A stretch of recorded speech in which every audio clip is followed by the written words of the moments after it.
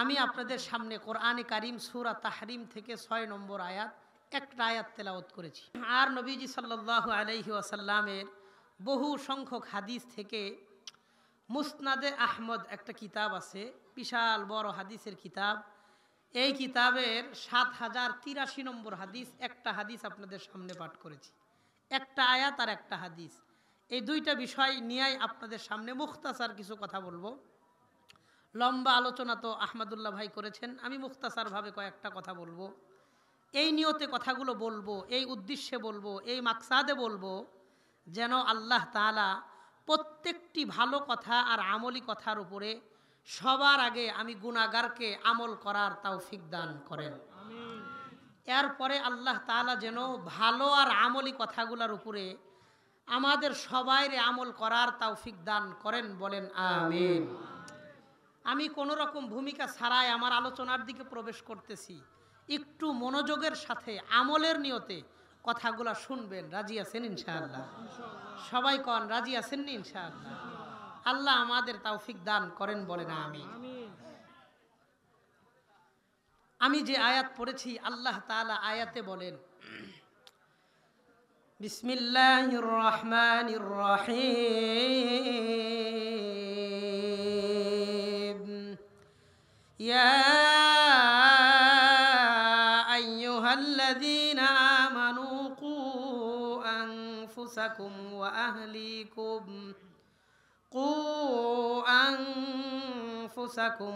আহলিকুম নারা।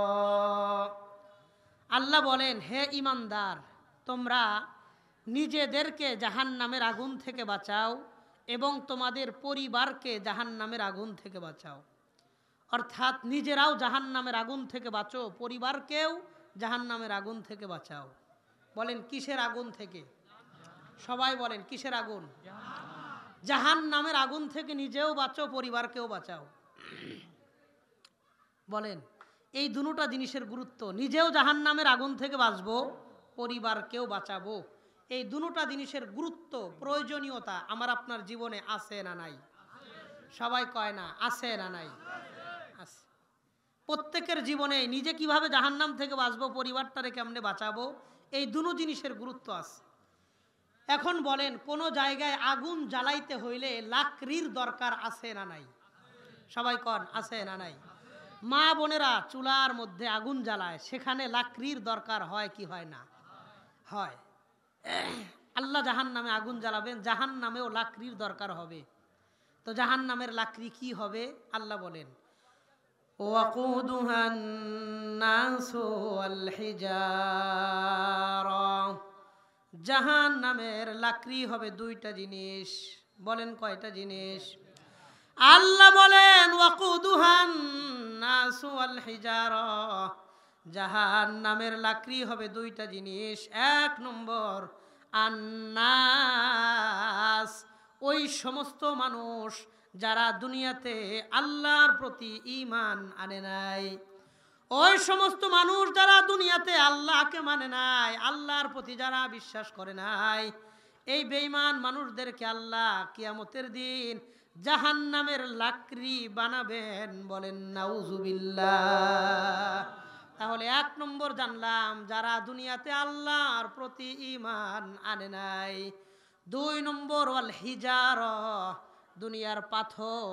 এই বেঈমান মানুষ আর পাথর, এই দুইটা জিনিস দ্বারা আল্লাহ জাহান্নামের আগুনটাকে প্রজ্বলিত করতে থাকবেন। বলেন নাউজুবিল্লাহ।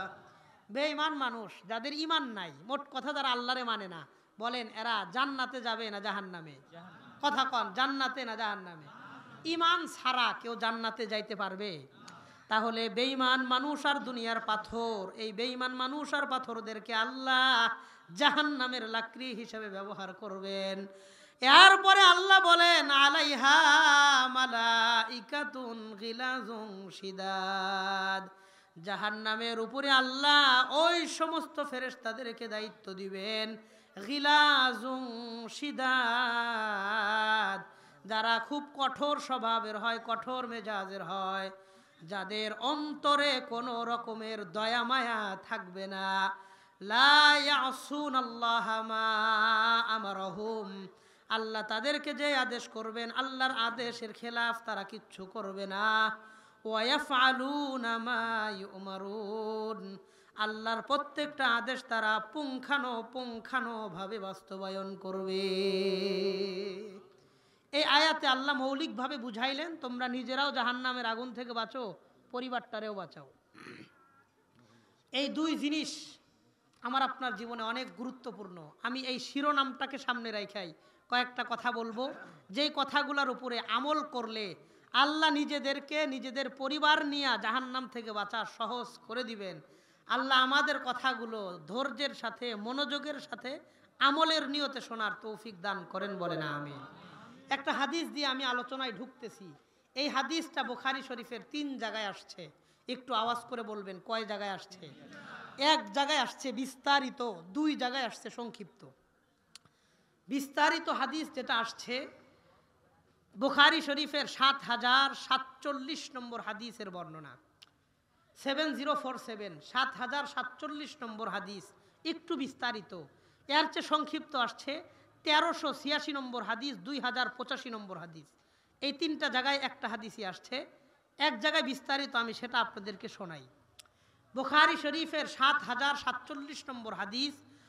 হাদিসের রাবি নবীজির সাহাবী সামুরা ইবনে জুনদুব রাদিয়াল্লাহু আনহু, এক বিখ্যাত সাহাবী। তিনি বলেন, আন সামুরা ইবনে জুনদুব রাদিয়াল্লাহু তাআলা আনহু ক্বাল, আল্লাহর হাবিবের বিখ্যাত সাহাবী সামুরা ইবনে জুনদুব রাদিয়াল্লাহু আনহু তিনি বর্ণনা করেন, কানা রাসূলুল্লাহ সাল্লাল্লাহু আলাইহি ওয়াসাল্লাম মিম্মা ইউকসিরু আন ইয়াকুলা লিআসহাবি, আল্লাহর নবী অধিকাংশ সময় সাহাবায়ে কেরামদেরকে একটা প্রশ্ন করতেন। কোন সময় প্রশ্ন করতেন? তিনি বলেন, বাদা সালাতিল ফাজরি, ফজরের নামাজের পর। কোন নামাজের পর? দেখবেন নবীজি 2টা নামাজের পরে মুসল্লিদের দিকে মুখ ফিরায়া বসতেন। পশ্চিমে এদিকে কেবলার দিক থেকে নবীজি মুখ ফিরায়া মুসল্লিদের দিকে 2টা নামাজের পরে ঘুরা বসতেন। আমাদের মসজিদের ইমাম সাহেবও 2টা নামাজের পরে কেবলার দিক থেকে মুখ ফিরায়া মুসল্লিদের দিকে তাকায়া বসে। বলেন তো কোন 2 নামাজ? ফজর আর আসর। তো নবীজি ফজরের পরে মুসল্লিদের দিকে তাকায় একটা প্রশ্ন করতেন, হাল রাআ আহাদুম মিনকুম মিন রুইয়া। নবীজি ফজরের পর সাহাবায়ে কেরামদেরকে জিজ্ঞাসা করতেন, আজকে রাতের বেলায় তোমরা কেউ কোনো স্বপ্ন দেখছো কিনা? কি দেখছো কিনা? নবীজি সাহাবায়ে কেরামদেরকে প্রশ্ন করতেন, হাল রাআ আহাদুম মিনকুম মিন রুইয়া, তোমাদের মধ্যে আজকে রাতের বেলায় কেউ কোনো স্বপ্ন দেখছো কিনা? ফায়াকুসু আলাইহি মান শাআল্লাহু আইয়াকুসা, সাহাবায়ে কেরামদের মধ্যে কেউ কোনো স্বপ্ন দেখলে আল্লাহর হাবিবের কাছে স্বপ্নটা বলতেন, সাথে সাথে নবীজি সেই স্বপ্নের ব্যাখ্যা করে দিতেন। ফজরের পরে নবীজি স্বপ্নের ব্যাখ্যা করতেন। সাহাবী বলেন, ওয়া ইন্নাহু ক্বালা যাতা গাদাতিন, একদিন সকালবেলা আল্লাহর নবী প্রশ্ন করলেন, তোমরা আজকে রাতের বেলায় কেউ কোনো স্বপ্ন দেখছো কিনা? নবী জিজ্ঞাসা করলেন। ফাসাকাতু, সাহাবায়ে কেরাম সবাই চুপ থাকলেন।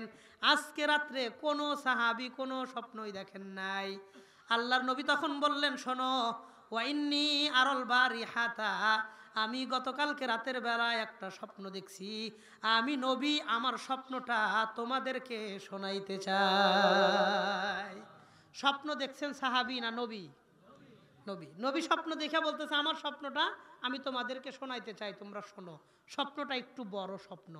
নবী বলেন, ওয়া ইন্নাহু আতানি আল্লাইলাতা আতিয়ান, আমি গতকালকে রাতের বেলায় স্বপ্ন দেখি আমার কাছে 2 জন ব্যক্তি আসছেন।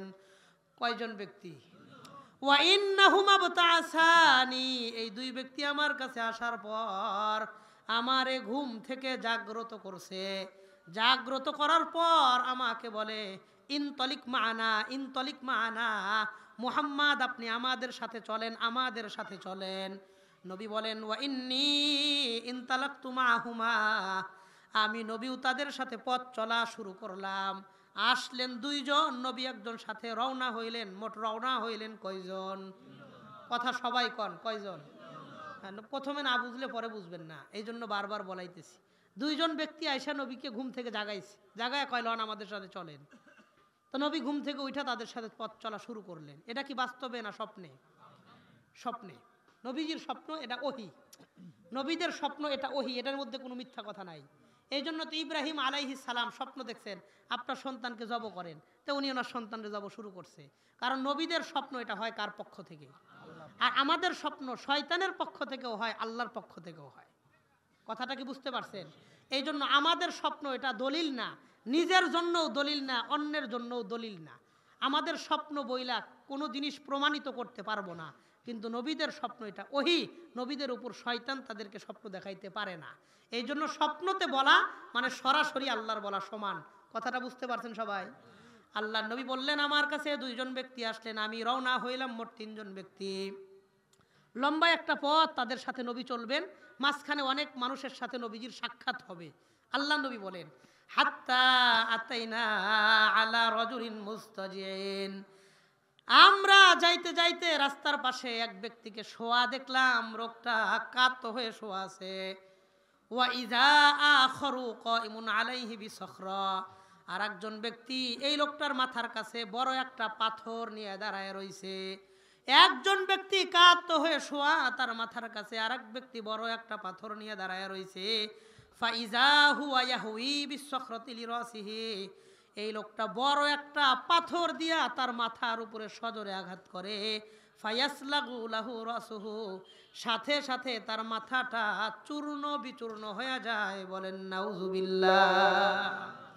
লোকটা এমনি কাত হয়ে শোয়া, মাথার কাছে এক লোক পাথর দিয়া তার মাথার উপর মারে, মাথাটা চূর্ণ বিচূর্ণ হয়ে যায়। নবী বলেন ওয়ায়াতাহাদহাদুল হাজার, এই পাথরটা অনেক দূরে চলে যায়। ওয়ায়াতাহাদহাদুল হাজার, পাথরটা অনেক দূরে চলে যায়। ফায়াতবাউল হাজার লিয়াখুযাহু, এই লোকটা পাথর আনার জন্য দূরে যায়। পাশে যে লোক দাঁড়ানো সে পাথর আনতে দূরে যায়। ফালা ইয়ারজিউ ইলাইহি হাত্তা ইয়াসিহা রাসুহু মিসলু মা কানা, পাথরটা নিয়ে আসার পর দেখে তার মাথাটা আগের মতোই সুন্দর হয়ে গেছে। মাত্র মাথাটা চূর্ণ বিচূর্ণ করছে, পাথর দূরে গেছে। পাথর নিয়ে এসে দেখে মাথা ভালো। নবী কয় এতক্ষণ তো ঠিক ছিল, কিন্তু আশ্চর্যের বিষয় হলো যখন দেখে মাথাটা আবার ভালো হয়ে গেছে, ফায়ুঈদু আলাইহি মিসলামা ফাআলা বিহিল মাররাতাল উলা, প্রথমবার যেমন মাথার উপরে সজোরে আঘাত করতেছিল, মাথাটা ভালো হয়ে যাওয়ার কারণে আবার পাথর নিয়ে সজোরে আঘাত করতেছে। বলেন নাউজুবিল্লাহ। আবার পাথর দূরে চলে যায়, পাথর নিয়ে আইসা আবার মাথার উপরে মারে, আবার দূরে চলে যায়, আবার আয়না মাথার উপরে মারে। এইভাবে নির্মম আকারে তাকে শাস্তি দেওয়া হয়। আল্লাহর নবী আশ্চর্য হয়ে জিজ্ঞাসা করলেন সুবহানাল্লাহি মা হাযান, আশ্চর্যের বিষয় এই লোকটাকে তার মাথার উপরে এইভাবে আঘাত কেন করা হইতেছে? নবীজিকে প্রশ্নের জবাব না দিয়া বলা হইল ইনতলিক ইনতলিক, একটু সামনে চলেন সামনে চলেন। একটা প্রশ্নের জবাব বাকি থাকলো।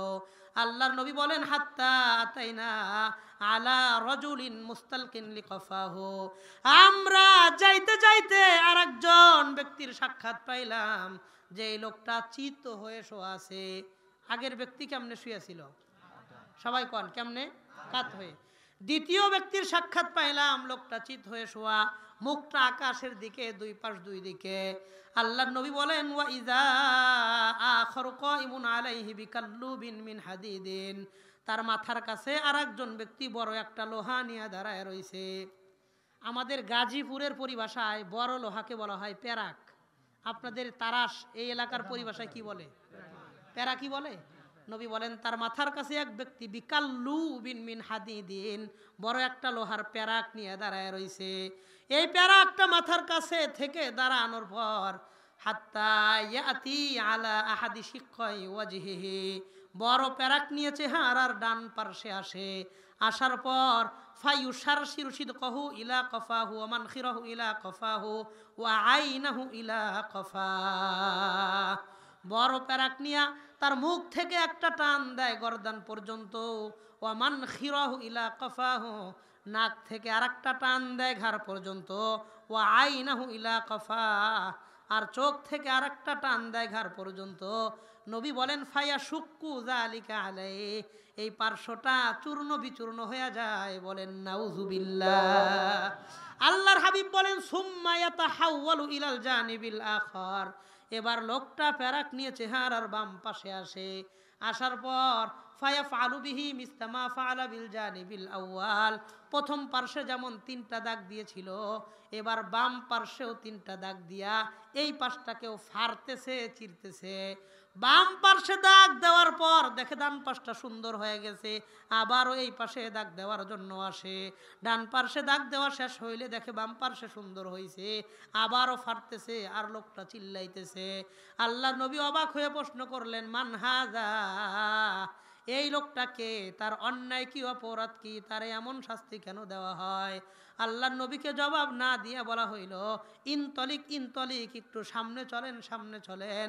বলেন তো প্রশ্নের জবাব বাকি থাকলো কয়টা? সবাই কন কয়টা? প্রথম ব্যক্তি কাত হয়ে শোয়া, দ্বিতীয় ব্যক্তি চিত হয়ে শোয়া। প্রথম ব্যক্তির মাথার উপর পাথর দিয়ে মারে, দ্বিতীয় ব্যক্তির দুই মুখে, মুখে একটা, নাকে একটা, চোখে একটা, 3টা প্যারাক টান দিয়ে ঘাড় পর্যন্ত ছিঁড়তেছে, বাম পাশেও ছিঁড়তেছে। নবী জিজ্ঞাসা করলেন কারা, তাদেরকে এমন ধারাবাহিক শাস্তি কেন দেওয়া হয়? জবাব না দিয়ে কয় একটু সামনে আগান। নবী বলেন হাত্তা আতাইনা আলা মিসলি তান্নুর, আমরা যাইতে যাইতে একটা তান্দুরি চুলার কাছে আসলাম, যে চুলার মাঝখানে আগুন জ্বালায়া চুলার মধ্যেই রুটি ভাজে। চিনছেন নি সবাই?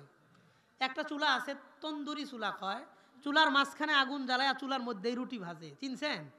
চুলাটা কেমন ছিল? নবী বলেন আলা হুজাইয়িকুন ওয়া আসফালুহু ওয়াসিউন, চুলার মুখটা ছিল চাপা, ভিতরটা ছিল প্রশস্ত। কথা ঠিক আছে নি? আপনাদের তারাস বাজারে তান্দুরি চুলা আছে তো? আছে। মুখটা কি একটু চাপা থাকে, ভিতরটা একটু বড় থাকে, ফাঁকা থাকে, প্রশস্ত থাকে।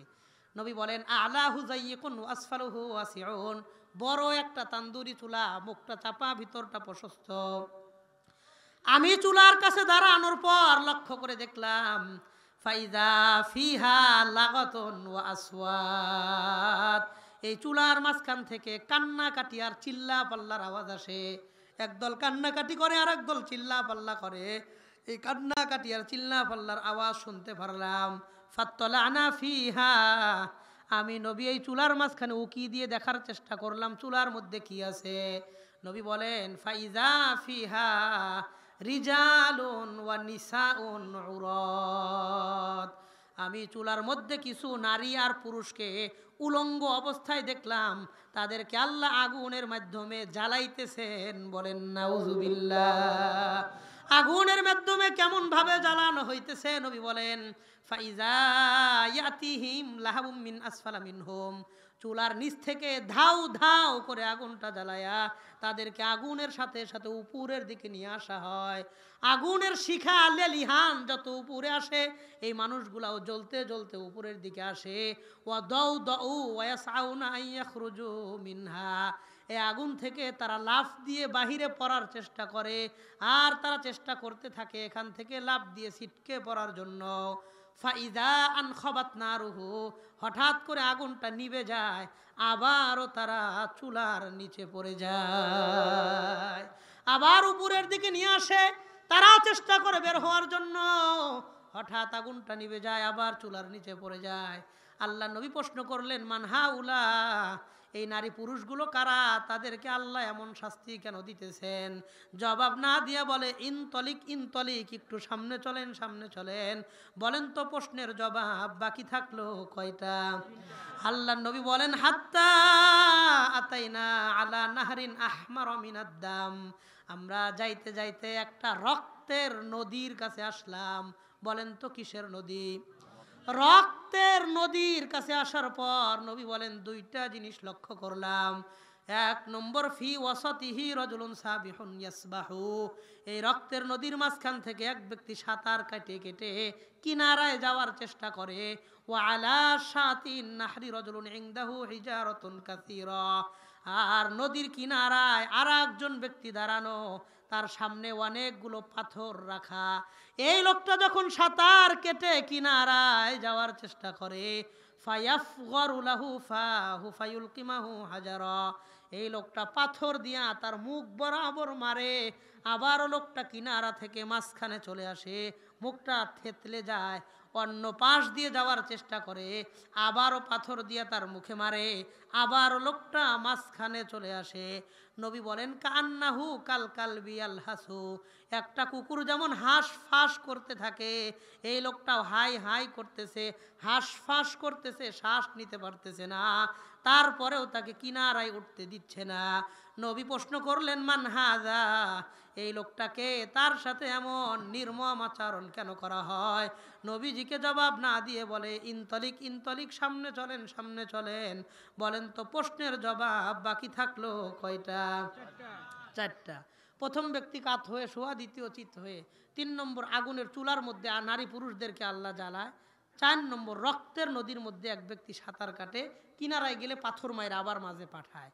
নবী বলেন হাত্তা আতাইনা আলা রজুলিন কারিহিল মারআত, আমরা যাইতে যাইতে আর একজন ব্যক্তির সাক্ষাৎ পাইলাম, যে লোকটার চেহারা ভয়ঙ্কর লেভেলের, জঘন্য রকমের চেহারা। আল্লাহ নবী বলেন কাকরহিমা আনতা রাইন রাজুলান মারআতান, আপনি জীবনে এমন ভয়ঙ্কর মানুষ কাউকে দেখেন নাই। এতটা ভয়ঙ্কর একটা চেহারা নিয়া লোকটা রাস্তার কিনারায় আগুন জ্বালায় আর আগুন তাপায়। নবী বলেন ওয়াইন্দাহু নারুন ইয়াহুশু বিহা ওয়া ইয়াসআ হাওলাহা, এই লোকটা লাকড়ি টোকায় আয়না এক জায়গায় জমা করে, এই জমা করা লাকড়ির মধ্যে আগুন ধরায় আর চারপাশ দিয়ে ঘোরাফেরা করে। আগুনটা যখন নিভে যায় আবারও আগুনের জন্য লাকড়ি নিয়ে আসে, লাকড়ি আনার পরে আগুন জ্বালায় আর চারপাশ দিয়ে ঘোরাফেরা করে। ভয়ঙ্কর লেভেলের চেহারা, এমন মানুষ দুনিয়াতে কোনোদিন দেখি নাই। নবী প্রশ্ন করলেন মান হাদা, এই লোকটাকে, তার চেহারার হালত কেন? নবীরে জবাব না দিয়ে বলে ইনতলিক ইনতলিক, একটু আগান একটু আগান, একটু সামনে চলেন সামনে চলেন। বলেন তো প্রশ্নের জবাব বাকি থাকলো কয়টা? 5টা, আর 2টা আছে। 7 ব্যক্তির সাথে নবীর সাক্ষাৎ হবে। আবার বলেন আল্লাহর হাবিব বলেন হাত্তা আতাইনা আলা রাউদাতিন মুতাম্মাতিন ফিহা বিকুল্লি লাউনিম মিনার রবি, আমরা যাইতে যাইতে একটা ফুলের বাগানের কাছে আসলাম, যে ফুলের বাগানের মধ্যে বসন্তকালের সমস্ত ফুল দাঁড়ায়, পৃথিবীর সব রকমের ফুল দ্বারা আল্লাহ সেই বাগানটা নিজে সাজায়া রাখছে। এমন একটা ফুলের বাগানের মধ্যে আসলাম, আসার পর 2টা জিনিস লক্ষ্য করলাম। নবী বলেন আমি আইসা দেখি ফি ওয়াসাতিহি রাজুলুন তাওয়িল, এই ফুলের বাগানের মধ্যে এক ব্যক্তি দাঁড়ানো, বিশাল লম্বা। কত লম্বা? নবী বলেন লা আকাদু আরা রাসাহু তুলান ফিস সামা, তার মাথাটা মনে হয় আসমানের মধ্যে, আমি নবী তাকায়া তার চেহারাটাও দেখতে পারি না। সুবহানাল্লাহ বলেন। বুখারীর বর্ণনা, বুখারী শরীফের হাদিস। নবী বলেন এত লম্বা ব্যক্তি, লা আকাদু আরা রাসাহু তুলান ফিস সামা, আসমানের দিকে তাকায়া তার চেহারা আমি দেখতে পারি না, এত বেশি লম্বা মানুষ। এত লম্বা, মনে করেন একটা বাংলা লিঙ্ক বা গ্রামীণ ফোনের একটা টাওয়ার, এত একজন লম্বা ব্যক্তি, তার পরিচয় নবী বলবে শেষে। আবার আরেকটা জিনিস লক্ষ্য করলাম, ওয়াইন্দাহু সিবিয়ানুন ওয়া আতফাল, এই লম্বা মানুষটার আশপাশে ছোট ছোট অসংখ্য বাচ্চা, যাদেরকে আমি কোনোদিন এর আগে দেখি নাই। ইয়াতলুনা কিতাবাল্লাহ, তারা বসে বসে আল্লাহর কোরআনে কারীম তেলাওয়াত করতেছে। 2টা জিনিস লক্ষ্য করলাম, লম্বা এক ব্যক্তি ফুল বাগানে দাঁড়ানো, আর ছোট ছোট বাচ্চার আশপাশে কোরআন পড়ে। আল্লাহর হাবিব প্রশ্ন করলেন মান হাযা ওয়া মান হাউলা, এই লম্বা ব্যক্তিকে আর এই ছোট বাচ্চাগুলোই বা কারা? নবীজিরে জবাব না দিয়ে বলে সামনে চলেন সামনে চলেন। বলেন তো প্রশ্নের জবাব বাকি থাকলো কয়টা?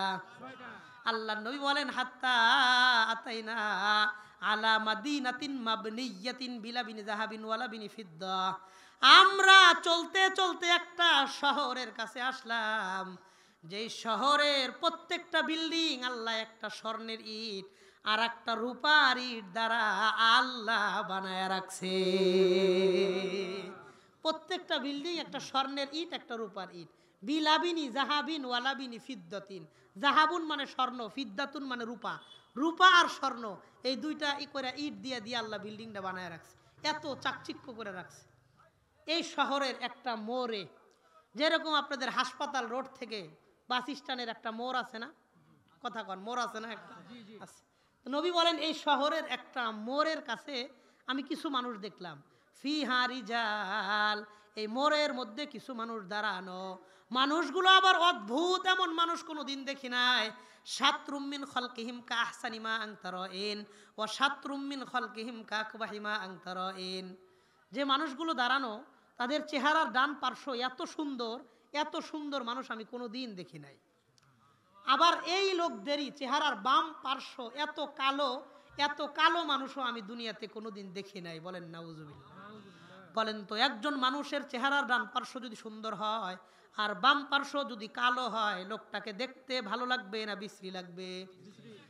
নবী অবাক হলেন, এরা কারা? প্রশ্ন করলেন।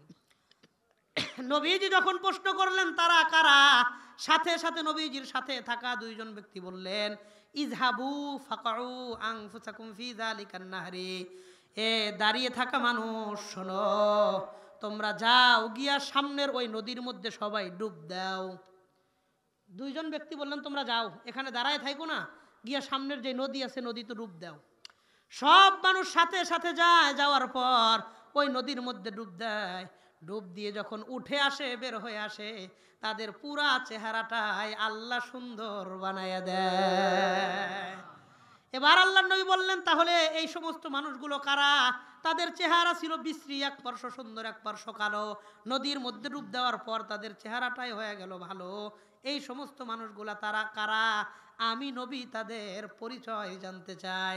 এবার আল্লাহর হাবিবকে বলেন, শোনেন, আপনি প্রথম থেকে আসেন, যেই মানুষদের পরিচয় জানতে চাইছেন।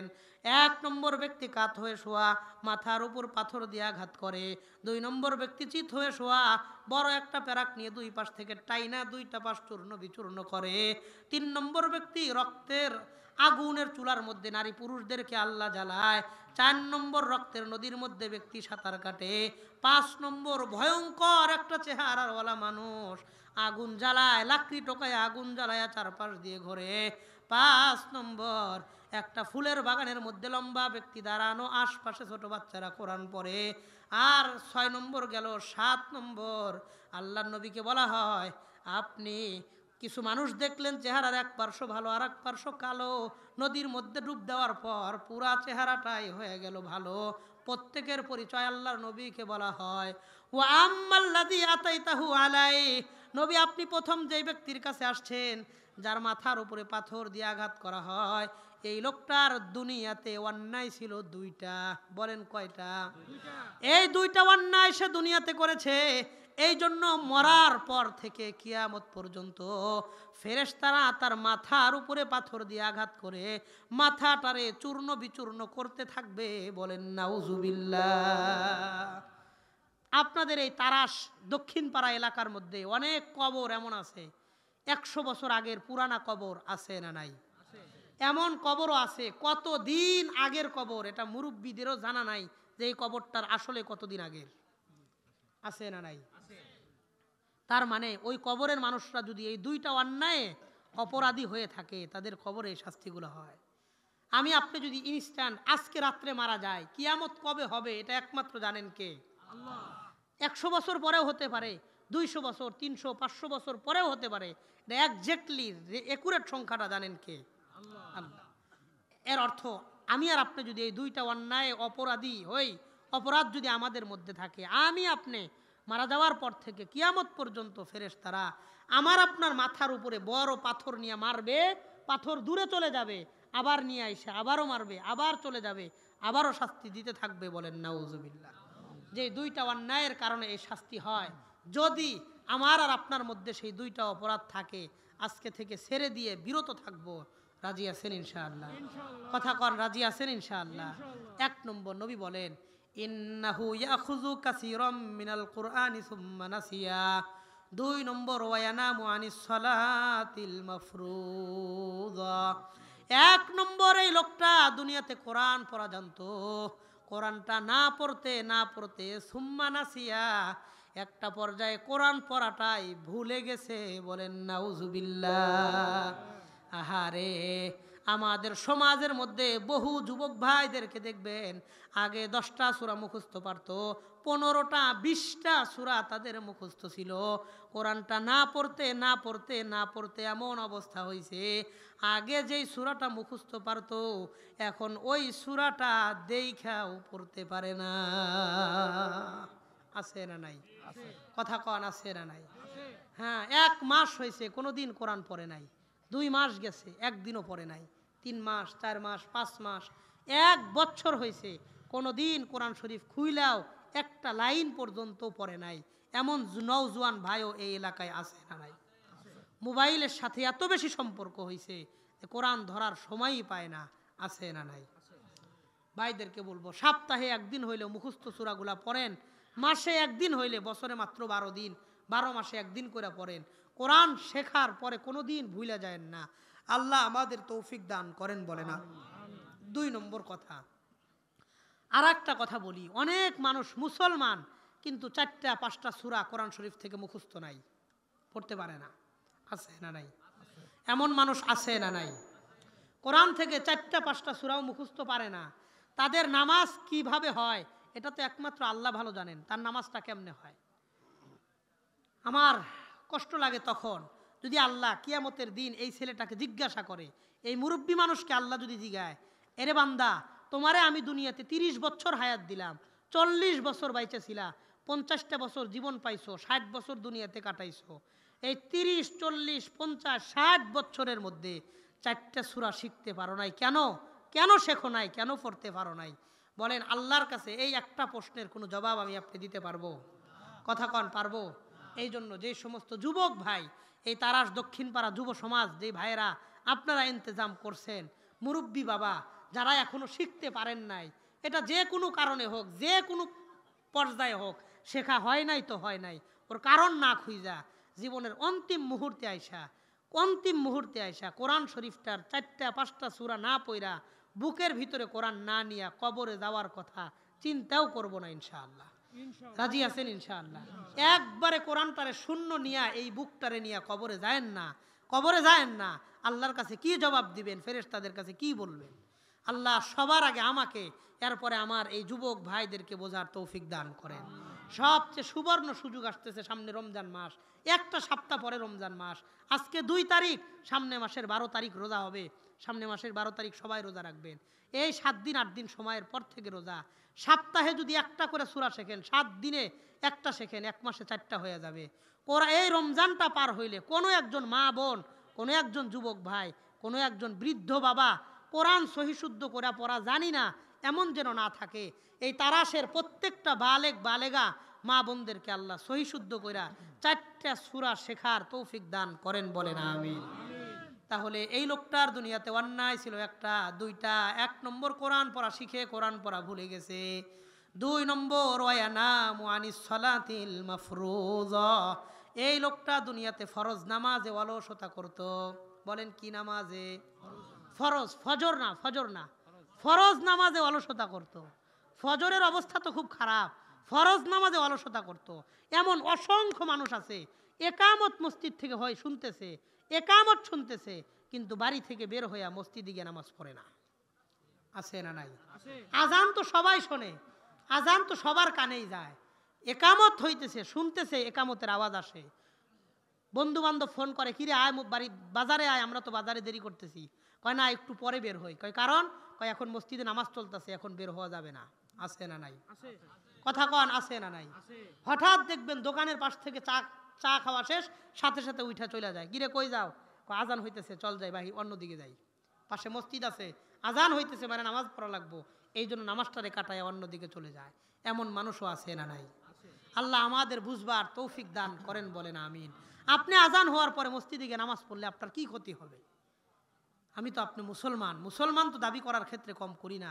আল্লাহ আমাদের বুঝবার তৌফিক দান করেন। আমার অনেক বেশি কষ্ট লাগে, অনেক মাহফিলে আমি বলি, এলাকার অসংখ্য মানুষ ফজরের নামাজ মাসকে মাস ফজরের নামাজ পড়ে না।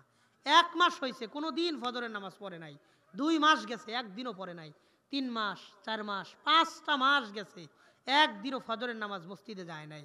এমন মানুষ আছে না নাই? সবাই বলেন আছে না নাই? অসংখ্য যুবক ভাই এমন আছে। রাত 2টা 3টা পর্যন্ত মোবাইল চালায়, 3টা 4টা বাজে মোবাইল রেখে ঘুমাইতে যায়, সকাল 10টা 11টা 12টায় ঘুম থেকে ওঠে, একদিনও ফজর পড়ে না। আছে না নাই? আমার কলিজা ফেটে কষ্ট লাগে তখন ফজরের আজান হয়েছে মোবাইল চালাইতে চালাইতে, ফজরের আজান শুই না, মোবাইলটা রাইখা সাথে সাথে ঘুমাইতে যায়, কিন্তু মসজিদে যায় না। এমন লোকও আছে না নাই? ভাই, জীবনের মূল্যবান সময়গুলোর আর নষ্ট করেন না। ইচ্ছা করে, অবহেলা করে, অলসতা করে একটা ওয়াক্ত নামাজ ছাইরেন না। আপনারা সামনে আসেন, আমি আপনাদের পায়ে হাত রেখে বলবো, অনুরোধ করে বলবো, বিনয়ের সাথে বলবো, একটা ওয়াক্ত ফরজ নামাজ ইচ্ছা করে, অলসতা করে, অবহেলা করে আর ছাইরেন না। আল্লাহর কাছে কোনো জবাব দিতে পারবো না। আমি আপনি মনে করি এখন তো জুয়ান, এখন আর নামাজ কি পড়বো, কিছুদিন পরে শুরু করব। মুরব্বী হইলে জল জ্যান্ত ঘটনা, গত পরশু বেলি রোড ঢাকা একটা ভবনে, রেস্টুরেন্ট ভবন, আগুন লাইগা 44 জন, শেষ পর্যন্ত মনে হয় 50 জন মানুষ, সুস্থ মানুষ, একজনও অসুস্থ ছিল না। 50 জনের 50 জন মানুষ, অর্ধশতক মানুষ এক মুহূর্তের মধ্যে পুইরা মারা গেছে, আগুনে পুইরা মারা গেছে। অনেকের লাশ শনাক্ত করতে পারে না। আত্মীয় স্বজনরা ঘড়ি দেখা চিনতেছে এটা আমার ছেলে, মোবাইল দেখা, আইডি কার্ড দেখা চিনতেছে এটা আমার ছেলে। ভাই, আমি আপনি যুবক, আজকে রাত্রের বেলা পার হইয়া কালকের সকালের সূর্য দেখতে পারবো, এই গ্যারান্টি আমার আপনার কারো কাছে আছে? এই যে এশারের নামাজটা আমি আপনি পড়ি না, অলসতা করতে করতে, অবহেলা করতে করতে ঘুমায় গেলাম, এই ঘুম যে ভাঙবে এটা জীবনের শেষ ঘুম না, এর কোনো সিওরিটি আমার আপনার কাছে আছে? কথা কন, আছে? নাই। পৃথিবীর অনেক মানুষ ঘুমের মধ্যে স্ট্রোক করে মারা যায়, তার আর সকাল দেখার ভাগ্য হয় না, সকাল তারে পায় না, সে সকাল পায় না। এই জন্য আমি আপনাদের মনকে একটু ভাবানোর জন্য আসছি যে আমি আপনি নামাজ পড়লেও জীবন একদিন শেষ হবে, নামাজ না পড়লেও আপনার জীবন একদিন শেষ হবে, এক জায়গায় গিয়া ফুল স্টপ পড়বে, ওই দিন আল্লাহর সামনে দাঁড়াইতে হবে, জবাব দিতে হবে। আল্লাহ, আমি কাউরে আঘাত দেওয়ার জন্য কথাগুলা বলি নাই, আমরা যারা এই রোগের রুগী আছি, আল্লাহ আমাদের সবাইরে 5 ওয়াক্ত নামাজি, পরহেজগার, দিনদার, মুত্তাকি বানায়া দেন, বলেন আমিন। আমার সাথে নিয়ত করেন, আর অবহেলা করে, ইচ্ছা করে, অলসতা করে 1 ওয়াক্ত নামাজ কাজা করবেন না, মসজিদ ছাড়া বাসায় পড়বেন না, মসজিদে যাওয়া পড়ার চেষ্টা করবেন। এই কথার উপর নিয়ত করতে পারেন কে কে? আল্লাহর হাতটা দেখায় দেন ইনশাআল্লাহ। নিয়ত করতে পারেন তো ইনশাআল্লাহ? নিয়ত আসেনি ইনশাআল্লাহ? নিয়ত করলে পূরণ করার তৌফিক দেওয়ার মালিক কে? আল্লাহ। আমি গুনাহগারের কথায় যারা নিয়ত করলো, আল্লাহ আপনি আমাদের মনের নিয়তটারে বাস্তবায়ন করার তৌফিক দিয়েন, বলেন আমিন। হাত নামান। তাহলে প্রথম ব্যক্তি যার মাথার উপরে পাথর দিয়ে মারা হইতেছে, এই লোকের দুনিয়ার অন্যায় ছিল 2টা, কোরআন শরীফ পড়া শিখছে তারপরে ভুলে গেছে। 2 নম্বর, ফরজ নামাজে অলসতা করে শুয়ে থাকছে, নামাজে যায় নাই। এই 2 ব্যক্তির আল্লাহ মরার পর থেকে কিয়ামত পর্যন্ত এমন শাস্তি দিবে, বলেন নাউজুবিল্লাহ। আল্লাহর নবীকে জবাব দিয়ে বলা হয়, ফায়াগদু মিন বাইতিহি ফায়াকযিবুল কাযিবাতা তাবলুগুহুল আফাক। আল্লাহর নবী, এই লোকটা সকাল বেলায় নিজের বাড়ি থেকে বের হইতো, বের হওয়ার পর মানুষের কাছে যাওয়ার পরে একটা মিথ্যা কথা বলতো, যে মিথ্যার মাধ্যমে সমাজের মধ্যে ফিতনা ফাসাদ শুরু হইতো। অনেক মানুষদেরকে দেখবেন চা স্টলে গিয়ে একটা মিথ্যা কথা কয়, সমাজের মধ্যে হুলস্থুল তৈরি করে দেয়। এমন মানুষ এই সমাজেও আছে না নাই? দেখবেন নিজের তেমন কোনো কাজকর্ম নাই, বাবা আর ছেলের মধ্যে ঝগড়া লাগায়, বাপ পোলার মধ্যে ঝগড়া লাগায়, 2 ভাইয়ের মধ্যে সম্পত্তি নিয়ে মিথ্যা কথা কয়া ঝগড়া লাগায়, অনেক মা বোনদের মধ্যে ঝগড়া লাগায়, বউ শাশুড়ির মধ্যে দূরত্ব তৈরি করে, ভাবি ননদের মধ্যেও ঝগড়া লাগায়। এমন বহু মানুষ সমাজে আছে না নাই? আল্লাহর নবী বলেন, যারা মিথ্যা কথা বলে একে অপরের সম্পর্কের অবনতি ঘটায়, একে অপরের মধ্যে ঝগড়া লাগাইতো, এই মানুষদেরকে লোহার পেরাক দিয়ে ফেরেশতা চেহারা ডান পার্শ্বে 3টা দাগ আর বাম পার্শ্বে 3টা দাগ দিয়ে ঘাড় পর্যন্ত ফাড়তে থাকবে, বলেন নাউজুবিল্লাহ। আল্লাহ আমাদেরকে মিথ্যা কথা বলা থেকে হেফাজত করে নেন, বলেন আমিন। আমার অনেক বেশি কষ্ট হয়, এলাকার মানুষদেরকে দেখবেন তারা আল্লাহর নামের কসম খায়, এই কসম খাওয়ার পরে যেই কথা কয় সেটাও মিথ্যা কথা বলে, এমন মানুষও সমাজে আছে না নাই? কয় আল্লাহর কসম, এরপরে যেটা কথা কয় ওইটাই মিথ্যা কথা কয়। আর নবী বলেন, আল হাল্লাফ আল কাজ্জাব, যেই ব্যক্তি বেশি বেশি কসম খায় ওই লোকটা বেশি বেশি মিথ্যা কথা কয়। এটা নবীজির কথা। এই জন্য আমি আপনি আল্লাহর নামের শপথ করে কোনোদিন মিথ্যা কথা বলবো না। আল্লাহ আমাদেরকে বোঝার তৌফিক দান করেন। আবার আমাদের সমাজে একটা রোগও আছে, অনেক মানুষ বুঝা না বুঝা মিথ্যা কথা বলে। এটাতে মিথ্যা কথা, এটা অনেকেই বোঝে না। একটা হাদিস আমি আপনাদের শোনাই, নাসাই শরীফের 4204 নম্বর হাদিস, 4204 নম্বর হাদিস। হযরত আব্দুল্লাহ ইবনে আমির রাদিয়াল্লাহু আনহু, তিনি এক সাহাবী, তিনি বলেন যে একদিন দাআতনি উম্মি ও রাসূলুল্লাহ সাল্লাল্লাহু আলাইহি ওয়াসাল্লাম কাঈদুন ফি বাইতিনা। সাহাবী বলেন একদিন আমার মা আমাকে ডাকলেন। কি বলে ডাকলেন? ইয়া আব্দুল্লাহ তাআল উতিকা শাইআ। আব্দুল্লাহর মা আব্দুল্লাহকে ডাকছে, আব্দুল্লাহ এদিকে আসো, আমি তোমারে কিছু জিনিস দিমু। মা বোন যারা কথাগুলো শুনতেছেন, মা বোনেরা বিশেষ করে শোনেন। সন্তানদেরকে মা বোনেরা অনেক সময় ডাক দেয়, দেখবেন আব্বু এদিকে আসো মজা দিমু, এই কথা বলে সন্তানদেরকে ডাকে কি ডাকে না? এরপরে যখন সন্তানটা আসে পরে মজা দেয় না, কইছে আব্বু এদিকে আসো মজা দিমু, ওই আইসে আগ্রহ নিয়া ওর হাতটা ধরে ওরে গোসল করাইতে নিয়ে যায়। আছে না নাই? ওরে ধরে নিয়া এখন খেলাধুলার সময় না, এখন ঘুমের সময়, এই কাপড়টা পরিবর্তন করে ওরে ঘুম পাড়াইতে নিয়ে যায়। এই একটা আচরণ করে। তো আব্দুল্লাহর মা নবীজি সাহাবী আব্দুল্লাহকে ডাক দিলেন, ইয়া আব্দুল্লাহ হা তাআল উতিকা শাইআ, আব্দুল্লাহ এদিকে আসো তো তোমার একটা মজা দিমু। তো নবীজির কানে যখন এই কথাটা গেছে, নবীজি পর্দার আড়াল থেকে আব্দুল্লাহর মাকে ডাক দিয়ে বলেন, ফাকালা লাহা, নবীজি আব্দুল্লাহর মাকে বললেন, মাযা আরাতিয়ান তুতি, আপনি আপনার সন্তান আব্দুল্লাহরে কি দিবেন, কি জন্য ডাকতেছেন? তো আব্দুল্লাহর মা জবাব দিয়ে বলেন, আরাত্তু আন উতিয়াহু তামারা, আমি আমার সন্তানরে খেজুর দিব। তামারুন মানে খেজুর, আমি আমার সন্তানরে খেজুর দিব, খেজুর দেওয়ার জন্য ডাক দিছি। এবার আল্লাহ নবী বলেন, শোনেন, আমা ইন্নাকি লাউ লাম তুতিহি শাইআ কুতিবাত আলাইকি কাযিবাতুন ইনদাল্লাহ, আপনি যদি আপনার সন্তানকে কিচ্ছু না দিতেন, এমনিই যদি রাখতেন, ডাকার পরে যদি কিছুই না দিতেন, আপনি আল্লাহর দরবারে একজন মিথ্যাবাদী হয়ে যাইতেন। বলেন নাউজুবিল্লাহ। মা বোনরা সতর্ক থাকবেন, কোনো সময় বাচ্চাদেরকে বলবেন না জাব্বু এদিকে আসো মজা দিমু, আসার পরে আপনি কিচ্ছু দেন না, ওরা টাইনা ধরে গোসল করান। এটা দুইটা অন্যায় হয়। এক নম্বর আপনি একটা মিথ্যা কথা বললেন, দুই নম্বর আপনার সন্তানের সাথে একটা ধোঁকাবাজিমূলক আচরণ করলেন। আপনার সন্তানরা আপনি ধোঁকা শিক্ষা দিলেন, একদম অ্যাট ফার্স্ট ছোটকাল থেকে একটা ধোঁকার জিনিস শিক্ষা দিলেন। এই জন্য আমরা অনেক সময় ছাগল ডাকি, হাত মুট করে, অথবা হাতে একটা বাসন নিয়ে ছাগল ডাকি, গরুর বাছুর ডাকি, কবুতর ডাকি, হাঁস ডাকি, মুরগি ডাকি, আসার পরে ধৈরা জবাই করি অথবা ধৈরা বান্দা রাখি, খাবার টাবার কিচ্ছু থাকে না, এটা একটা অভিনয় থাকে। এটাও পশুর সাথে ধোঁকাবাজিমূলক আচরণ। মনে থাকবে তো ইনশাআল্লাহ? এটা করা যাবে না। হ্যাঁ, হাদিস আছে, ইমাম বুখারী রাহমাতুল্লাহি আলাইহি তিনি 800 কিলোমিটার দূরে গেছেন, 800 কিলোমিটার দূরে গেছেন একজনের কাছে একটা হাদিস শোনার জন্য। যায় দেখে ওই যার কাছে তিনি হাদিস গ্রহণ করবেন ওস্তাদ, তিনি একটা ঘোড়ারে ডাকতেছে হাতে বালতি নিয়া, বালতি নিয়ে ঘোড়ার কাছে যাইতেছে আর ঘোড়াকে বুঝাইতেছে তুমি আসো খাবার দিমু খাবার দিমু।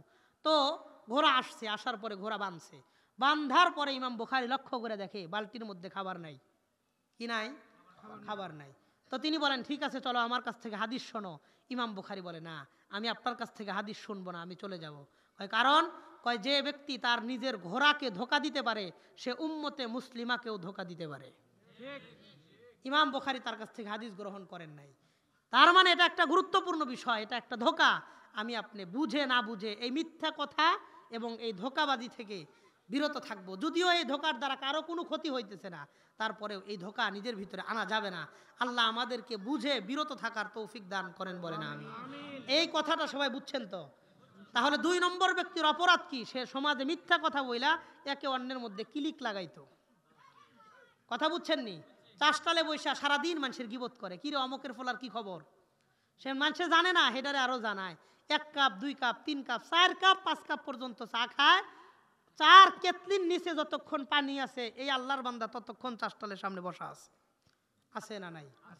আর লম্বা লম্বা দাড়ি নিয়ে মাথায় টুপি দিয়ে সিনেমা দেয়।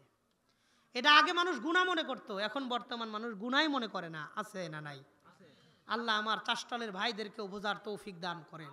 এখন কোরআনের তেলাওয়াত আছে, অনেক তেলাওয়াত ছাড়েন, ভালো ভালো আলেমদের বয়ান ছাড়েন, গজল ছাড়েন, অন্য অন্য ইসলামিক জিনিসপত্র ছাড়েন। আল্লাহ চাইলে আপনার এই 5 টাকার ব্যবসায় বরকত দিতে পারেন কে? কথা কন কে? এই হালাল ব্যবসাটারে হারামের লগে মিক্স করেন না। হুজুর এটা কি হারাম? হারাম আমি বলতেছি না হারাম, কিন্তু আপনি টিভি চালাইয়া যেই টাকা ইনকাম করবেন আল্লাহর কসম ওই টাকায় কোনোদিন বরকত হবে না। হারাম হোক বা না হোক সেটা ফতুয়ার বিষয়, কোনোদিন আল্লাহর পক্ষ থেকে রহমত আর বরকত আসবে না। এই জন্য আল্লাহ আমার চাওয়ালা দোকানদার ভাইদের অল্প পুঁজির হালাল ব্যবসায় আল্লাহ বরকত দান করেন, বলে না আমিন। তাহলে 2 নম্বর কথা গেল। এবার 3 নম্বর কথাটা ভালো করে বোঝেন। আল্লাহর নবীকে বলা হয় ওই যে আগুনের চুলার মধ্যে নারী পুরুষদেরকে উলঙ্গ অবস্থায় জ্বালাইতেছে, কয় তারা কারা? নবীকে বলা হয়, মনে আসেনি কথা আপনাদের? আল্লাহর নবীকে বলা হইল উলাইকা হুমুজ জুনাতু ওয়াজ জাওয়ানি ইয়া রাসূলুল্লাহ। আল্লাহর নবী দুনিয়াতে যেই সমস্ত পুরুষেরা জেনা করেছে আর যেই নারীরা বেপরদায় চলেছে, এই নারী পুরুষদেরকে আল্লাহ মরার পর থেকে কিয়ামত পর্যন্ত আগুনের চুলার মধ্যে জ্বালাইতে থাকবেন, বলেন নাউজুবিল্লাহ। এই জন্য মা বোনদেরকে বলবো বিশেষ করে পর্দার সাথে চলার চেষ্টা করবেন। পর্দা ছাড়া পর পুরুষের সামনে কখনো বের হবেন না। আল্লাহ এই তারাস এলাকার প্রত্যেকটা মা বোনকে 5 ওয়াক্ত নামাজি, পরহেজগার, দিনদার, মুত্তাকি, পর্দানিসীন হিসাবে কবুল আর মঞ্জুর করে নেন, বলেন আমিন। একটা হাদিস আমি মা বোনদের জন্য শোনা যায়। মুসনাদে আহমদের 7083 নম্বর হাদিসের বর্ণনা। আন উমর ইবনুল খাত্তাব রাদিয়াল্লাহু আনহু قال, আল্লাহর হাবিবের সাহাবী ওমর ইবনুল খাত্তাব রাদিয়াল্লাহু আনহু তিনি বলেন, ক্বালান নবী সাল্লাল্লাহু আলাইহি ওয়াসাল্লাম, আল্লাহর নবী বলেন, সায়াকুনু ফি আখিরি উম্মতি রিজাল।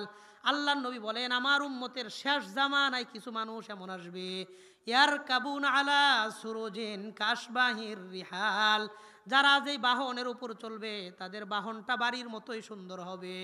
আমাদের সমাজের বহু মানুষ আছে যাদের বাহন মানে গাড়ি, গাড়িটা বাড়ির চাইতেও বেশি দামি, এমন মানুষ সমাজে আছে না নাই? অনেক। নবী বললেন ইয়ারকাবুন আলা সুরুজিন কাশবাহির রিহাল, তাদের গাড়িটা বাড়ির মতোই সুন্দর হবে। গাড়িতে এসি আছে, বাড়িতেও এসি আছে না নাই? সব সুযোগ সুবিধা নিয়ে তারা চলবে। নবী বলেন ইয়ানজিলুনা আলা আবওয়াবিল মাসাজিদি ফায়ুসাল্লুন, তারা গাড়ি নিয়ে মসজিদে আসবে, মসজিদে আসার পর গাড়ি থেকে নাইমা মসজিদে নামাজ আদায় করবে। শহরের মধ্যে অনেক মানুষ আছে সাপ্তাহিক মুসল্লি, শুক্রবারে একদিন মসজিদে যায়, গাড়ি ছাড়া যায় না। গাড়ি 4-5টা গাড়ির মধ্যে যেটা সবচেয়ে দামি ওইটা নিয়ে মসজিদে যায়, আছে না নাই? গাড়িওয়ালা সাপ্তাহিক মুসল্লি হবে। শব্দিক তর্জমা হলো এমন, ভাব তর্জমা এমন, গাড়ি নিয়ে মসজিদে যাইবে নামাজ পড়বে। কয়টা তো ভালো কথা, কয় না কাহিনী আছে। নবী বললেন নিসা উহুম কাসিয়াতুন আরিয়াত, তাদের বাড়ির খোঁজ খবর নিয়ে দেখবা এই সমস্ত বাড়ির নারীরা অধিকাংশই কাপড় পরার পরেও, পোশাক পরার পরেও কাসিয়াতুন আরিয়াত, তাদেরকে উলঙ্গ মনে হয়, বলেন নাউজুবিল্লাহ। সাহাবায়ে কেরাম প্রশ্ন করলেন কাপড় পরলে তো সতর ঢাকার কথা, কাপড় পরলে তো সতর ঢেকে যাওয়ার কথা, উলঙ্গ থাকবার কথা না, এই কথার ব্যাখ্যা কি? মুহাদ্দিসিনে কেরাম 3টা ব্যাখ্যা করেন। 1 নম্বর, এত ছোট পোশাক পরবে যেই পোশাক পরা না পরা বরাবর। বর্তমান সমাজেও এমন ছোট পোশাক পরনেওয়ালা ব্যক্তিও সমাজে আছে না নাই? 2 নম্বর, এত পাতলা পোশাক পরবে যেই পোশাক পরা না পরা বরাবর, আছে না নাই? 3 নম্বর, এত টাইট ফিট পোশাক পরবে কেমন যেন শরীরটা পোশাকের মধ্যে আটে না, অঙ্গ প্রত্যঙ্গের ভাঁজ পর্যন্ত দেখা যায়, বোঝা যায়, এমন পোশাকধারী মা বোনও সমাজে আছে না নাই? নবী বললেন এরা তো গাড়ি নিয়ে চলাফেরা করবে, সপ্তাহে নামাজ পড়বে, পরিবারের নারীরা পোশাক পরার পরেও উলঙ্গ। কয়েক কথার ব্যাখ্যা কি? 3টা কথা। ছোট পোশাক পরবে, পাতলা পোশাক পরবে, টাইট ফিট পোশাক পরবে। এই 3টা কথাকে একসাথে বললে বলা যায় তারা অশ্লীল পোশাক পরবে। কি পোশাক পরবে? তারা দেখবেন অধিকাংশ বড়লোকের মেয়েরা, অধিকাংশ বড়লোকের বিবিরা অশ্লীল পোশাক পরে। কথা কয় না? যাইবো বাংলাদেশের কোনো কাপড় পছন্দ হয় না, কলকাতা গিয়া অশ্লীল পোশাক আইনা বাংলাদেশে পইরা বাংলাদেশের পরিবেশ নষ্ট করে। কথা কন? আল্লাহর নবী আর একটা কথা বলেন, 1 নম্বর তারা অশ্লীল পোশাক পরবে, 2 নম্বর আলা রুউসিহিন্না কাসনিমাতিল বুখতিল ইজাফ, আর তাদের মাথার উপরের চুলের খোপাটা বিশাল বড় হবে। কিসের খোপা? আলা রুউসিহিন্না কাসনিমাতিল বুখতিল ইজাফ, তাদের মাথার উপরের চুলের খোপাটা বিশাল বড় হবে। কত বড় হবে? নবী একটা উদাহরণ দেন, কাসনিমাতিল বুখতিল ইজাফ, একটা গ্রাম্য উটের গজ যত বড় হয় তেমন। গ্রামের হালকা পাতলা উট এর গজ অনেক বড় হয়। আপনাদের এলাকায় ষাঁড় গরু আছে, এই ষাঁড় গরুর পিঠের উপরের যে উঁচা গজ জায়গার গজ, এটাকে আমাদের গাজীপুরের ভাষায় গজ বলে, এই এলাকায় কি বলে? চুট। হ্যাঁ, আচ্ছা, চমক বলে, চুট বলে, যেটাই বলুক, গজ বিষয়টা বুঝছেন তো? নবী বললেন তাদের মাথার উপরকার খোপাটা একটা উটের পিঠের গজের মতন বড় মনে হবে, চুল বড় হবে। কয়টা দিয়ে কি করবে? কয় মুমিলাতুন মাইলাত, তারা এই চুল দিয়ে অন্য পুরুষকে নিজের দিকে আকৃষ্ট করবে, আবার নিজে অন্যের দিকে আকৃষ্ট হবে। এমন নারীরাও সমাজে আছে না নাই? আল্লাহ নবী দুইটা কারণ বললেন, দুইটা কথা বললেন। এক নম্বর, তারা অশ্লীল পোশাক পরবে। দুই নম্বর, তাদের মাথার বড় বড় চুল অন্য পুরুষকে দেখায় বেড়াবে। আপনাদের তারাস এলাকার মধ্যেও বহু বাড়িওয়ালা মানুষদেরকে দেখবেন বিকেল বেলায় ছাদের উপরে উঠে লম্বা চুল ছেড়ে এলাকার মানুষদেরকে দেখায় বেড়ায়। এমন মানুষও সমাজে আছে না নাই? বিকাল বেলায় নিজের মাথার লম্বা লম্বা চুলগুলাকে অন্য পুরুষদেরকে দেখায় বেড়ায়, নিজের চুলের বাহার অন্য পর পুরুষের সামনে দেখায়। আল্লাহ নবী বললেন এই দুইটা কাজ যে সমস্ত নারীরা করবে, এক নম্বর অশ্লীল পোশাক পরবে, দুই নম্বর নিজের মাথার চুলটাকে অন্য পুরুষকে দেখায় বেড়াবে, ইলআনুহুন্না ফাইন্নাহুন্না মালউনাত, তোমরা তাদেরকে লানত করো, কারণ তারা আল্লাহর পক্ষ থেকে লানত প্রাপ্ত। বলেন নাউজুবিল্লাহ। এবং নবী বলেন লাম ইয়াদখুলনাল জান্নাহ, এই নারীরা জান্নাতে প্রবেশ করবে না। দুই নম্বর বলে ওয়ালাম ইয়াজিদনা রিহাহা, এরা জান্নাতের গ্রান পর্যন্ত ওনাকে পাবে না। ওয়া ইন্না রিহাহা লা তুজাদু মিন মাসিরাতি 40 আমা, আর জান্নাতের গ্রানটা 40 বছরের দূরের জায়গা থেকেও পাওয়া যাবে। তার মানে এই নারীরা জান্নাত থেকে 40 বছরেরও বেশি দূরত্বের জায়গায় থাকবে। বলেন নাউজুবিল্লাহ। আল্লাহ এই এলাকার প্রত্যেকটা মা বোনকে পর্দার সাথে চলে নিজের চুলগুলাকে হেফাজত করে পরপুরুষ থেকে আড়াল করে রাখার তৌফিক দান করে দেন। বলেন আমিন। এবার শেষ কথা, আল্লাহ নবী জিজ্ঞাসা করলেন ওই যে রক্তের নদীর মধ্যে এক ব্যক্তি সাঁতার কাটতেছে, উনি কে? ভয়ঙ্কর একটা কথা। নবী বললে, নবীকে জবাব দিয়ে বলা হয় হাযা আকিলুর রিবা, আল্লাহ নবী এই লোকটা দুনিয়াতে সুদ খাইতো। কি খাইতো? এই লোকটা দুনিয়াতে সুদ খাইতো। যেই লোকটা দুনিয়াতে সুদ খাবে, তওবা না করে যদি মারা যায়, মরার পর থেকে কিয়ামত পর্যন্ত রক্তের নদীর মধ্যে সাঁতার কাটতে থাকবে। বলেন নাউজুবিল্লাহ। আমাদের আফসোস, পোড়া কপাল, এলাকা যত উন্নয়ন হয় সুদের ব্যবসাও তত উন্নতি হয়। কথা কন, সবাই কন। সুদ ব্যাপক আকারে বাড়তেছে সমাজে। হাত্তাকে এমন হয়েছে যে সুদ এত বেশি পরিমাণে হয়েছে, মানুষের কাছে ঋণ চাইতে গেলে ঋণ পাওয়া যায় না, সুদ চাইতে গেলে কাস্টমারের অভাব নাই। যে এলাকার মধ্যে যত গরিব মানুষ, বাড়িতে খাওয়ার নাই, কয় সুদে টাকা লাগে, কয় আমার থেকে নেই, অসুবিধা নাই। আবার টেন্ডেন্সি কেমন হয়েছে, মানুষের কাছে গেলে কয় 2 লাখ টাকা দিছে, 1 বছর পরে 2,40,000 টাকা দিবে সুদে। কয় আমি দেখে তোমার উপকারটা করলাম, অন্য কেউ করতো না। সুদের টাকা দিয়ে আবার কয় এটা উপকার, কয় দোয়া করো আমার জন্য, আল্লাহ যেন বরকত দেয়। সুদের টাকা দিয়ে আল্লাহর কাছে সওয়াবের আশা করে, বরকতের আশা করে, এমন মানুষও আছে না নাই? কথা কন, আছে না নাই? ভাই, সুদ মারাত্মক বিষয়। সুদ সমাজকে ধ্বংস করে, পরিবারকে, রাষ্ট্রকে, দেশকে সুদ ধ্বংস করে দেয়। যারা সুদের ব্যবসা করে দেখবেন বড়লোকরা বড়লোক হয়, গরিবরা আরো গরিব হইতে থাকে। সুদ বড় মারাত্মক জিনিস। সুদ সম্পর্কে আমার 1 ঘন্টার একটা বয়ান আছে, 1 ঘন্টার, শুধু সুদের ভয়াবহতা নিয়ে 12টা ভয়ঙ্কর ক্ষতি কোরআন ও হাদিস থেকে আমি জমা করছি। আল্লাহর হাবিব এক একটা থেকে এক একটা ভয়ঙ্কর, এক একটা থেকে এক একটা ভয়ঙ্কর। আল্লাহ আমাদের বোঝার তৌফিক দান করেন। আমি শুধু 2টা কথা আপনাদেরকে বলি। দেখেন, এখন প্রশ্ন, আমরা যে সুদ এতটা বড় অন্যায়ের মধ্যে আছি, অন্যায় তো সব জায়গায় আছে, কোনো জায়গায় কম, কোনো জায়গায় বেশি, কোনো জায়গায় কম, কোনো জায়গায় বেশি। এখন যদি আপনার নিয়ত এমন থাকে আমি মরার আগ পর্যন্ত সুদ ছাড়বই না, তাহলে হিসাব ভিন্ন। তাইলে হিসাব ভিন্ন। আর যদি কন যে আমাদের সমাজে সুদ বেশি, আমরা এর থেকে কিভাবে পরিত্রাণ করব, কিভাবে বাঁচতে পারবো, আল্লাহর কাছে কিভাবে মাপ চাবো, এর কোনো বৈধ পদ্ধতি আছে কিনা, এই ব্যাপারগুলো আমাদের জানার দরকার আছে না নাই?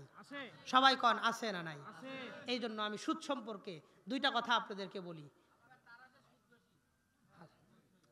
আমি বলছি সব এলাকাতেই আছে, কিছু কম কিছু বেশি, হইতে পারে আপনাদের এলাকায় বেশি। বলেন এই অন্যায় তো আমরাই লিপ্ত, আমরা সবাই লিপ্ত না? আমরা লিপ্ত। আমি দুইটা কথা বলি আপনাদেরকে, একটা হাদিস, 12টা লম্বা ক্ষতি আপনাদেরকে শোনাবো না, ওই পরিমাণ ধৈর্য আপনাদের হবে না। এটা অনেক মারাত্মক বয়ান, একদম ভালো এলাকা ছাড়া সুদের বয়ান চলে না।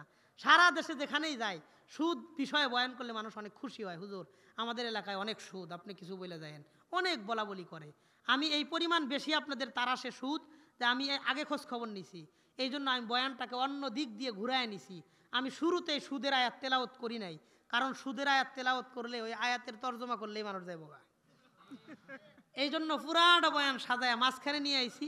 এখন সুদ সম্পর্কে দুইটা কথা আপনাদেরকে বলি। 1 নম্বর, সুদের ভয় কতটা মারাত্মক। 2 নম্বর, বাঁচবো কিভাবে। বাঁচবো কিভাবে, এই অন্যায়ের মধ্যে বাঁচবো কিভাবে। একজন মুফতি সাহেবের কাজ শুধু ক্ষতি কি এটা বলে দেওয়া না, সমাধান কি সেটাও বলে দেওয়া একজন মুফতি সাহেবের দায়িত্ব। আমি একটা ফতুয়া বিভাগে 7 বছর যাবৎ দায়িত্বে আছি। 7 বছর যাবৎ আমার জামিয়ার সমস্ত ফতুয়া আমার সিগনেচারে যায়, ফতুয়া রেডি হয়ে আসে, আমরা স্বাক্ষর না করলে ফতুয়া যায় না। এই জন্য সুদের কি পরিমাণ ফতুয়া আমাদের কাছে আসে এটা না আমরা জানি, তারা ফতুয়া বিভাগে কাজ করি, আপনাদের কাছে তো কেউ জিজ্ঞাসাও করে না। প্রথম কথা আমি বলি, আল্লাহর হাবিব বর্ণনা করেন, ইজা জহারা জিনা ওয়ার রিবা ফি করিয়াতিন, কোনো এলাকার মধ্যে সুদ আর জেনা যদি ব্যাপক হয়, দুইটা অন্যায় যদি সমাজে বেশি হয়, কয়টা অন্যায়?